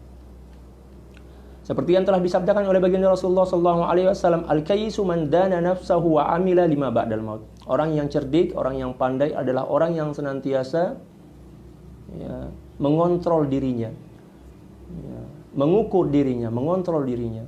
Demikian juga melakukan amal untuk kebahagiaan setelah kematian, yaitu di akhirat nanti. Dan orang yang dungu, orang yang bodoh adalah orang yang senantiasa memperturutkan keinginan hawa nafsunya dan mengharapkan kebaikan dari Allah Subhanahu wa taala setelah memperturutkan hawa nafsunya. Allahu Akbar. Siang malam melakukan dosa. Lepas itu berharap, ya Allah, surga ya Allah, tapi dia tak taubat, dia tak melakukan amal ibadah, maka ini tergolong sebagai orang-orang yang dungu, ahmak, atau orang-orang bodoh. Wa'lam, ketahuilah, anna qawlaka hadza yudahi qawla man, dan ketahuilah bahwa sesungguhnya perkataanmu yang mengatakan, ya, menyerupakan ini dengan perkataan seseorang may yuridu ay yasira faqihan min ulumiddin, seseorang yang ingin berkeinginan untuk menjadi orang yang faqih dari, ya, pada ilmu-ilmu agama, min ghairi ayyadrusa ilman, tanpa pernah belajar ilmu, washtaghala bil batalati wa qala, dan, ya, kerjaannya nganggur aja, lalu berkata innallaha karimun rahimun qadirun ala ayyufidha ala qalbi minal ulumi ma afadahu ala qulubi anbiya'i wa awliya'i min ghairi juddin min ghairi juhdin wa takrarin wa ta'alluqin. Ya, seorang yang mengatakan Allah itu pemurah, Allah itu penyayang, Allah itu maha kuasa, Allah itu kuasa, nah, menghujamkan atau memasukkan ilmu ke dalam hatiku daripada ilmu-ilmu agama, seperti mana ilmu itu pernah dimasukkan ke dalam hati-hati para nabi dan para aulia tanpa perlu berusaha dan tanpa perlu belajar. Nah, ini perkataan orang dungu, orang bodoh. Wa huwa kaqali may yuridu malan, dan ini diserupakan dengan perkataan seseorang yang ingin menjadi orang kaya, fayatruka, ya, al-hirasata wat tijara, akan tapi dia tidak berusaha dengan cara bertani, demikian juga berniaga. Wal kasba, dan tidak berusaha dengan usaha-usaha yang lain. Wa yata'attal, dan dia menganggur aja. Dan dia mengatakan, ya, wa qala innallaha karimun rahimun wa lahu khazainus samawati wal ardh, dan mengatakan bahwa Allah Maha Pemurah, Maha Penyayang, dan Allah Subhanahu wa taala mempunyai perbendaharaan, ya, langit dan bumi, wa huwa qadirun ala ayyutli'ani ala kanzin min kunuzihi minal kunuz, dan Allah Subhanahu wa taala Maha kuasa untuk memperlihatkan dan memberiku satu di antara perbendaharaan yang dimilikinya, astaghni bihi anil kas, yang menyebabkan saya tidak perlu bekerja. Nah, ini orang dungu juga ini. Faqad fa'ala dzalika li ba'dhi ibadihi, ya, dan dia mengatakan juga bahwa itu pernah terjadi pada beberapa hamba Allah Subhanahu wa taala di masa lampau. Ini masih perkataan orang dungu. Fa anta idza sami'ta kalama hadainir rajulain, engkau bila mana mendengarkan dua perkataan daripada dua orang yang dungu tadi, ya, istahmaqtahuma, pastilah kamu mengatakan bahwa mereka berdua itu adalah orang yang dungu, orang yang bodoh. Wasakhirta minha, dan kamu akan mencelanya. Mencela maksudnya mencela ucapannya, bukan orangnya.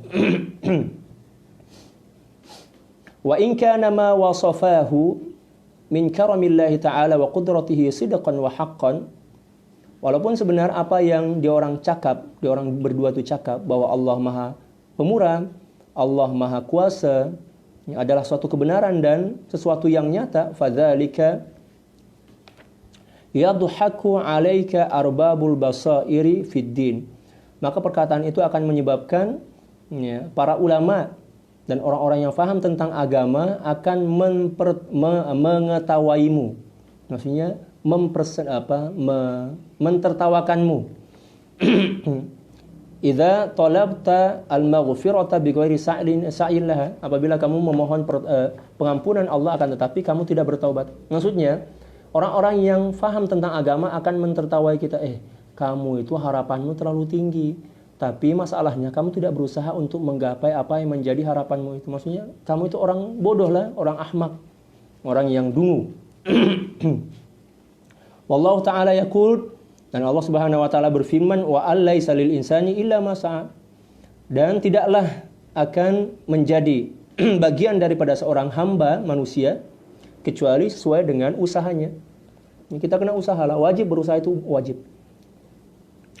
Wa yaqulu, dan Allah Subhanahu wa taala berfirman, innama tujzauna ma kuntum ta'malun, Sesungguhnya kalian akan mendapatkan ganjaran mengikut kadar amal kalian ketika di dunia ini. Wa yaqulu, dan Allah Subhanahu wa taala juga berfirman, innal abrara lafi na'im. Sesungguhnya orang-orang yang berbuat baik akan mendapatkan balasan masuk ke jannatun na'im. Wa innal fujjara lafi jahim, dan orang-orang yang melakukan kriminal, dosa, maka akan dimasukkan ke dalam jahim, neraka jahim mengikut kadar amal mereka dalam melakukan maksiat. Fa idza lam tatruki sa'ya fi talabil ilmi wal mali i'timadan ala karami, apabila kamu tidak meninggalkan usaha untuk mencari ilmu dan mencari atau menjemput harta, i'timadan ala karami, dengan bersandar atas keyakinan tentang kemaha pemurahan Allah Subhanahu wa taala, fakadzalika la taturkit tazawuda lil akhirah. Oleh karena itu, kamu pun juga jangan meninggalkan untuk mencari bekal demi kebahagiaan akhiratmu. Wala taftur, dan jangan bosan, fa inna rabbad dunya wal akhirati wahidun, karena sungguhnya Tuhan pemilik dunia dan akhirat sama, satu saja. Wa huwa fihima karimun rahimun, dan Allah Subhanahu wa taala Maha Pemurah dan Maha Penyayang di dunia dan di akhirat. Walaysa yazidu lahu karamun bi ta'atik, dan kemuliaan Allah Subhanahu wa taala tidak akan pernah bertambah disebabkan karena ketaatanmu. Wa innama karamuhu fi ayu yassira laka tariqal wusuli ilal mulkil muqim. Akan tetapi sesungguhnya satu di antara bentuk kepemurahan Allah Subhanahu wa taala adalah memudahkan bagimu jalan untuk boleh sampai kepada negeri yang kekal. Wan na'imid daim, dan kenikmatan yang abadi, al mukhallad, yang kekal di dalamnya, bisabri ala tarkis syahawati ayyaman qalail, dengan cara bersabar ya, menjaga diri dari dorongan-dorongan syahwat hawa nafsu dalam beberapa hari yang singkat. Kehidupan kita ini sangat singkat. Apabila kita ingin kebahagiaan di akhirat nanti, maka kehidupan yang sangat singkat ini kita harus gunakan ya, untuk melakukan ibadah dan juga untuk menjaga diri dari kehancuran yang diakibatkan oleh hawa nafsu kita. Na'udzubillah. Wa hadza nihayatul karam, dan inilah kemuncak daripada kemaha muliaan Allah Subhanahu wa taala dan kemaha pemurahan Allah Subhanahu wa taala. Ya, Maha Pemurah Allah Subhanahu wa taala. Allah lah yang menyediakan seluruh fasilitas. Allah yang menciptakan kita. Allah yang menggerakkan dan memberikan kekuatan kepada kita untuk taat kepadanya demi kepentingan dan kemaslahatan kita. Setelah itu Allah pula yang menciptakan surga dan menghantar serta mendampingi kita untuk masuk ke dalam surga. Dan ini merupakan kemuncak daripada kemaha pemurahan dan kemaha agungan Allah Subhanahu wa taala. Fala tuhaddits nafsaka bitahwisatil battalin, dan janganlah engkau membisikkan dirimu dengan ya, bisikan-bisikan kosong dan lamunan-lamunan ya, yang hampa, yang biasanya dilakukan oleh orang-orang yang suka menganggur, tidak ada kerja. Waqtadi bi ulil azmi wan nuha minal anbiya'i was sholihin. Akan tetapi ambillah contoh qudwah dari orang-orang yang mempunyai semangat, dari para nabi dan rasul ulil azmi minar rusul.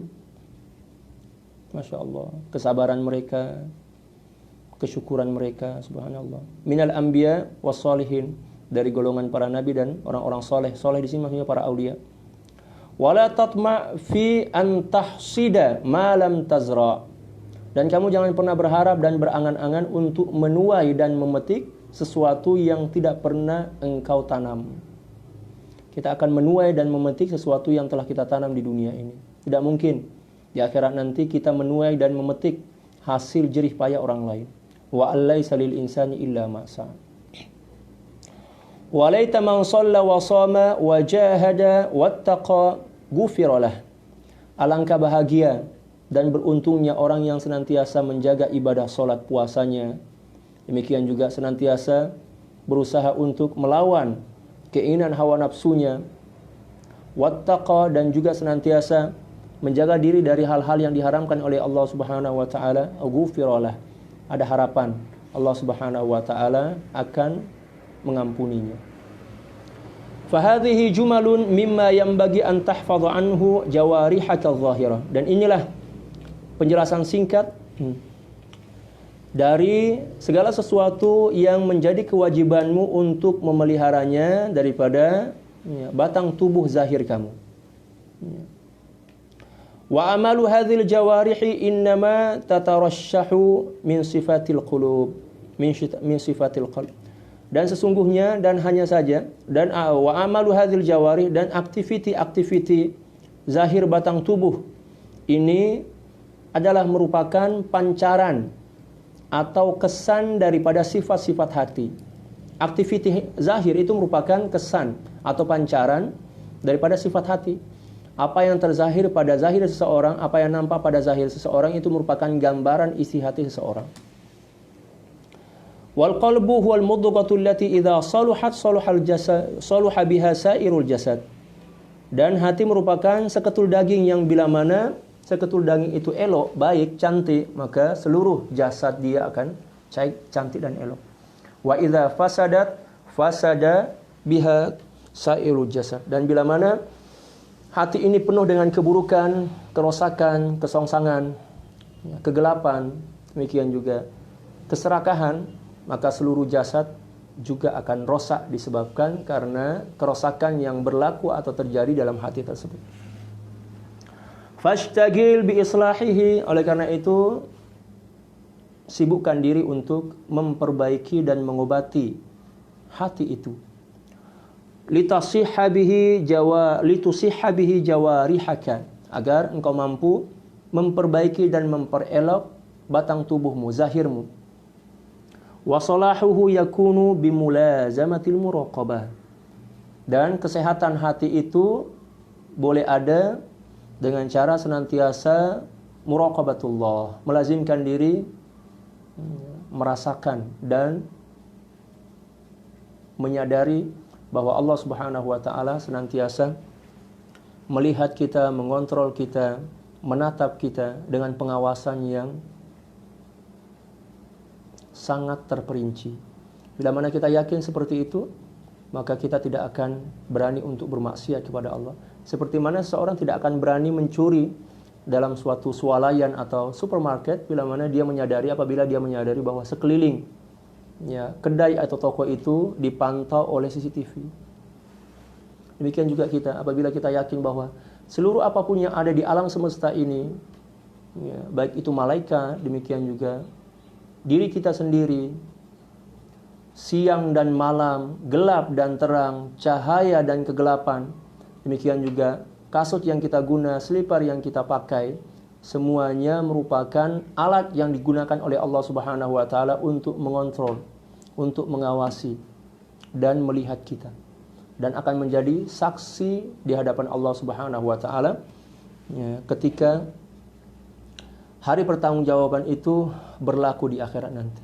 Oleh sebab itu, kita memohon kepada Allah Subhanahu wa taala agar Allah Subhanahu wa taala membersihkan hati kita, memenuhkan hati kita dengan nilai-nilai ketakwaan, muraqabah dan musyahadah, dan senantiasa menjaga hati kita daripada kerosakan, membimbing jiwa kita untuk senantiasa melakukan pendekatan diri kepada Allah, melakukan muhasabah. Dan semoga Allah Subhanahu wa taala melimpahkan ke dalam hati kita rasa cinta, rasa rindu, dan rasa sayang kepada Allah Subhanahu wa taala dengan cintanya. Dan semoga kita mati dalam keadaan husnul khatimah, dalam kesempurnaan cinta kepada Allah dan cinta kepada baginda Rasulullah sallallahu alaihi wasallam, dan juga cinta kepada nabi-nabi dan para rasul, dan juga cinta kepada para aulia, ahli bait baginda Rasulullah sallallahu alaihi wasallam, dan kita mati dalam keadaan husnul khatimah, mendapatkan syafaat daripada baginda Rasulullah sallallahu alaihi wasallam, dan juga kita masuk surga bighairi hisab bersama baginda Rasulullah sallallahu alaihi wasallam, dan mendapatkan anugerah kenikmatan seperti yang telah dijanjikan oleh Allah Subhanahu wa taala kepada baginda Rasulullah sallallahu alaihi wasallam. Demikian juga kepada ahli keluarga kita, istri dan anak kita, ayah dan ibu kita, adik-beradik kita, jiran-jiran dan tetangga-tetangga kita, sahabat-sahabat kita, Dan secara singkat kepada seluruh kaum muslimin dan muslimat al-ahya'i minhum wal ammat ala hadhihi niyyah wa ala kulli niyatin salihah wa ila hadratin nabi Mustafa sallallahu alaihi wasallam al-Fatihah. A'udzubillahi minasyaitonir rajim. Alhamdulillahirabbil alamin. Iyyaka na'budu wa iyyaka nasta'in. Shiratal ladzina an'amta 'alaihim ghairil maghdubi 'alaihim waladdallin. Sekian yang boleh saya kongsikan pada pagi menjelang tengah hari ini. Dan insyaallah pada perjumpaan hadapan kita akan membahas tentang al-qaulu fi ma'asil qulub, pembahasan tentang maksiat-maksiat yang berlaku dalam hati seorang hamba, insyaallah. Sekian, wallahul muwaffiq wal hadi ila sabilir rasyad wal afu minkum. Assalamualaikum warahmatullahi taala wabarakatuh.